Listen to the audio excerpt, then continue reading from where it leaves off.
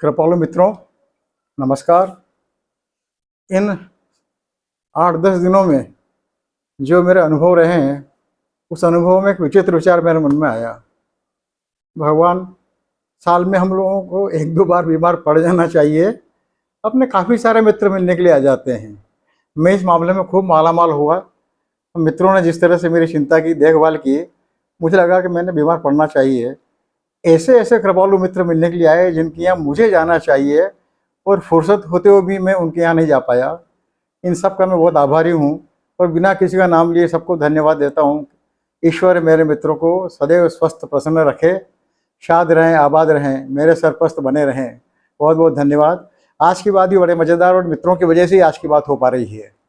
दोस्तों, हमारे रतलाम में गए दिनों एक घटना हुई है। मेरे मित्रों ने बताया, क्योंकि मैं अखबार से इनसे थोड़ा दूर हूँ, स्थानीय चैनल भी मेरे पास नहीं है, तो उन्होंने बताया कि गए दिनों 15 अगस्त के आसपास, हो सकता है किसी 15 अगस्त का जलसा हो या स्कूल का अपना कोई वार्षिकोत्सव ऐसा कुछ रहा हो, तो एक निजी स्कूल के कार्यक्रम में एक नाटक हो रहा था। बच्चों ने नाटक खेला था भारत पाकिस्तान के संबंधों को लेकर या भारत पाकिस्तान के संबंधों पर केंद्रित किसी घटना को, विषय को लेकर।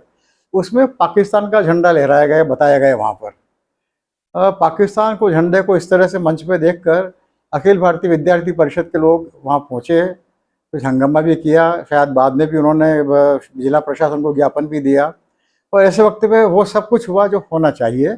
और अब सुन रहे हैं कि उस स्कूल की मान्यता निरस्त या करने या फिर समाप्त करने पे विचार किया जा रहा है।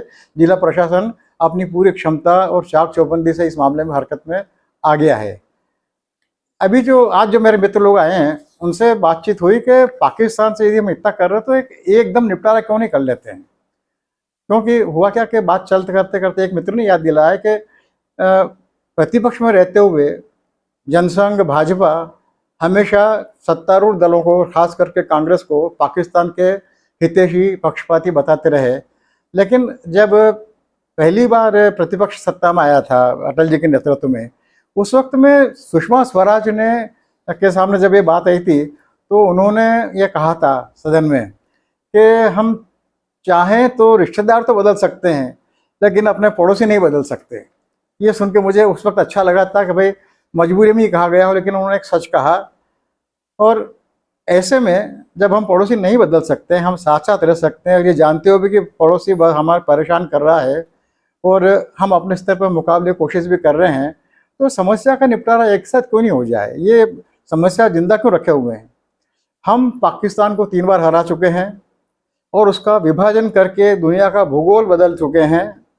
और वैदिक जी बड़े मजाक में कहा करते थे, वेद प्रताप जी वैदिक, कि यार पाकिस्तान हमारे सामने लगता कहाँ है, क्या पिद्दुर पिद्दी का शोरबा।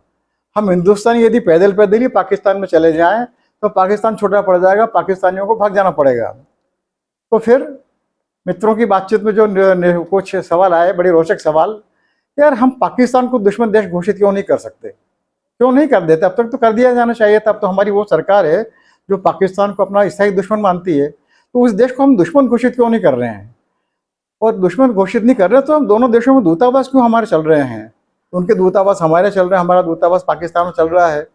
और पाकिस्तान दूतावास में जब भी किन्हीं विशेष प्रसंगों पर, अवसरों पर कोई आयोजन होते हैं, तो उसमें भारत सरकार के मंत्री भी भाग लेते हैं और भारत सरकार के उच्च पदाधिकारी भी, प्रशासन के अधिकारी भी शरीक होते हैं। हमारे यहाँ फिल्में बनती हैं राष्ट्रवाद पर आधारित, और हिंदुस्तान जिंदाबाद पाकिस्तान मुर्दाबाद वाली बात जहाँ आती है, खूब फिल्में बनती है। उन फिल्मों में पाकिस्तान के झंडे लहराते हुए पूरे देश में दिखाए जाते हैं। भाजपा के सांसद रहे लोग ऐसी फिल्मों में नायक की भूमिका निभा चुके लोग। और तो और हमारे प्रधानमंत्री बिन बुलाए, बिना किसी न्योते के, अपने इष्ट मित्रों के साथ में पाकिस्तान जाकर वहाँ के प्रधानमंत्री के यहाँ बिरयानी खाने चले जाते हैं। फिर प्रधानमंत्री को अपयश दिलाने वाले जितने कारण बने हुए हैं, व्यवसायिक कारण दिलाने वाले कारपोरेट घराने बने हुए हैं, हमारे भारत के कई कारपोरेट घरानों के बहुत बड़ा अरबों खरबों का व्यापार पाकिस्तान से होता है। तो इस तरह से जो मोदी जी को अपयश दिलाने वाले, मोदी जी के प्रिय कारपोरेट घराने हैं, वो वहाँ से अपना बोरिया बिस्तर बांध के अपना सब काम काज समेट के हिंदुस्तान क्यों नहीं आ जाते। एक मित्र ने कहा, और ये मैं भी कहता रहता हूँ, कि ऐसा कोई कभी नहीं करेगा। क्यों? क्योंकि एक दुश्मन बनाए रखो, लोगों के कहते रहो कि ये दुश्मन तुम्हें मार डालेगा, तुम्हें नष्ट कर देगा, तुम्हारी जान पे खतरा है ये, और हम तुम्हें इस दुश्मन से बचा रहे हैं। तो भाई बहुत बहुत धन्यवाद, बड़ी कृपा आपकी। लेकिन यार इस हमारे बचाने के साथ साथ इसे मार क्यों नहीं डालते यार? समस्या जड़ मूल से ख़त्म हो जाएगी, तुम भी खुश, हम भी खुश। लेकिन मित्रों, ऐसा कोई नहीं करेगा। खास करके पाकिस्तान को दुश्मन मान के और पाकिस्तान के नाम पर अपनी व्यस्तता बनाए रखने के लिए राजनीतिक लाभ अर्जित करने वाले लोग तो ऐसा कभी नहीं करेंगे, क्योंकि अव्वल तो ऐसा कोई दुश्मन है ही नहीं, और है भी तो उसे मारेंगे नहीं। मार दिया तो हमें पूछेगा कौन? हमारा धंधा बंद हो जाएगा, और पूछना तो दूर रहा, हमारी ओर देखेगा कौन? मैंने किसी एक वीडियो में कहा था कि एक अच्छा नेता एक समस्या पैदा करता है, उसका समाधान अपनी जेब में रखता है, लेकिन उसे कभी हल नहीं करता ताकि उस पूछ परख बनी रहे।